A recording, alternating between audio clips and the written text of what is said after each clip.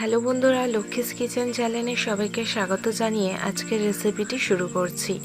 আজকের রেসিপিতে রয়েছে ট্যাংরা মাছের ঝালের রেসিপি। এটি নদীর দেশি ট্যাংরার রেসিপি, যেটি অসাধারণ খেতে হয়।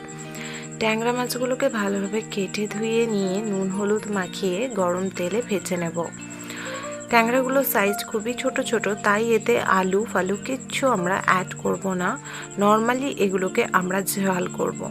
এই ট্যাংরা মাছের ঝালের রেসিপিটি আপনার এত ভালো লাগবে যে আপনি প্রায় বানিয়ে খাওয়ার চেষ্টা করবেন। সবার প্রথমে ট্যাংরা মাছগুলোকে আমাদের দুই ধারে ভালোভাবে ভেজে নিতে হবে। এক পিঠ ভালোভাবে ভাজা হয়ে গেলে উল্টে দিয়ে অপর পিঠটাও আমরা খুব সুন্দরভাবে ভেজে নেব। এই ট্যাংরা মাছগুলি আপনি গরম গরম ভাতের সাথে এই ট্যাংরা মাছের ঝাল হলে আর মনে হয় কিছু চাই না। অসাধারণ এই রেসিপিটি যারা মাছ লাভার আছেন তাদের কাছে এই মাছের ঝালটা খুব সুন্দর লাগতে চলেছে। তো আমরা মাছগুলোকে ভেজে নেব। আর এই মাছগুলো আনার একটাই কারণ, এটি দেশি ট্যাংরা আর এগুলি ছোটই খুব মার্কেটে এসেছিল, দেখে আর ছাড়া গেল না, তাই নিয়ে আসা হলো। মাছগুলো ভাজা কমপ্লিট, এবার মাছগুলোকে তুলে নেওয়া হবে। মাছগুলোকে তুলে নেব এবং প্রতিটি মাছ এইভাবেই ভেজে নেব। তেলটাকে ক্লিন করে নেব এবং তারপরে তেল সেম কড়াই আর সেম তেলে, যদি তেল লাগে একটু দিতে পারেন এবং তেল না লাগলেই সেই তেলেই বুঝে আপনাকে রান্না করতে হবে। এই তেলের মধ্যে আমরা সবার প্রথমে পাঁচফোড়ন দেবো, আর পাঁচফোড়ন দেওয়ার পর পাঁচফোড়ন যখন ফুটে উঠবে তখন এখানে আমরা অ্যাড করে দেব পেঁয়াজ।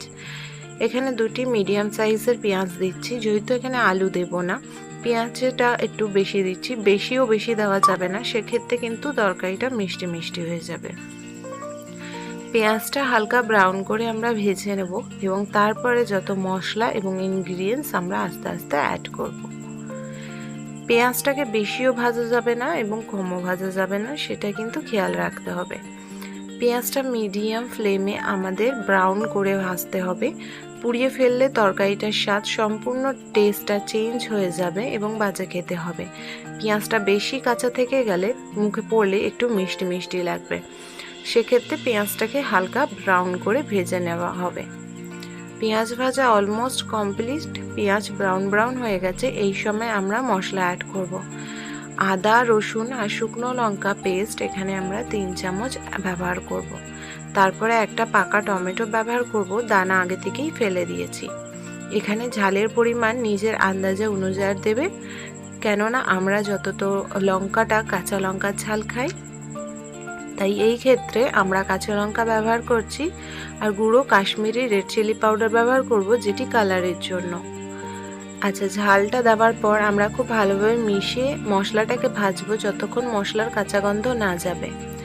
তার মাঝে মাঝে আমরা একটু একটু করে মশলা অ্যাড করতে থাকবো, যেগুলো পাউডার মশলা। সবার প্রথমে হলুদ দেব এবং তারপরে এতে আমরা অ্যাড করব নুন, রেড কাশ্মীরি চিলি পাউডার আর তার সাথে জিরে গুঁড়ো। আচ্ছা, মশলাটা হালকা ভাজার পর কিন্তু জিরে গুঁড়ো ব্যবহার করতে হবে, না তো জিরে ধনে গুঁড়ো খুব সহজেই পুড়ে যায় আর এক্ষেত্রে তরকারি তেতো হয়ে যায়। আদা রসুনটা কিছুক্ষণ ভাজার পর সামান্য পরিমাণে জল দিয়ে আমরা 2 চামচ জিরে 1 চামচ ধনে দিয়ে দেব।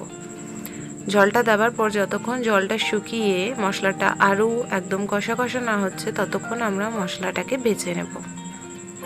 খুব সুন্দর সেন্ট এসছে মশলা খুব ভালোভাবে কষানো হয়ে গেছে, আপনারা দেখতেই পাচ্ছেন মশলা থেকে উপরে তেল ভেসে এসেছে। এই সময় এর মধ্যে কিন্তু আমরা জল দিয়ে দেব।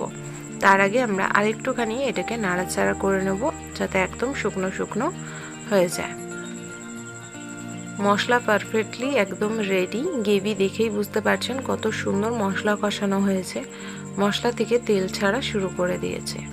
আমরা এটা ট্যাংরা মাছের ঝাল কিন্তু একটু গ্রেভি রাখবো, একদম ঝোল করে দেবো না, মানে যেমনি ঝালের জন্য লাগে। এখানে আমরা 1 গ্লাস জল ব্যবহার করব। জলের সাথে মশলাটাকে ভালোভাবে মিশিয়ে দেব এবং তারপরে মাছগুলোকে ঢেলে দেব। মাছগুলোকে ঢালার পর মাছগুলোকে হালকা হাতে একটুখানি ঝোলের সাথে মিশিয়ে দেব এবং ঢাকা দিয়ে দেব। ঢাকা দিয়ে আমরা ঘুরিয়ে দেখে 4 থেকে 5 মিনিট ফুটতে দেব এবং তারপরে কমপ্লিট হয়ে যাবে ট্যাংরা মাছের ঝাল। গ্যাস বন্ধ করে ওপরে আপনি ধনেপাতাও ছড়াতে পারেন, যেহেতু গরমকালে ধনেপাতা কম অ্যাভেলেবেল থাকে তাই আমি নামিয়ে ফেললাম। ট্যাংরা মাছের ঝাল রেডি। আশা করি ভিডিওটি ভালো লাগলে লাইক কমেন্ট করবেন। চ্যানেলে নতুন বন্ধু হয়ে থাকলে চ্যানেলটি সাবস্ক্রাইব করে পাশে থাকবেন। দেখা হচ্ছে পরবর্তী একটি নতুন ভিডিও নিয়ে।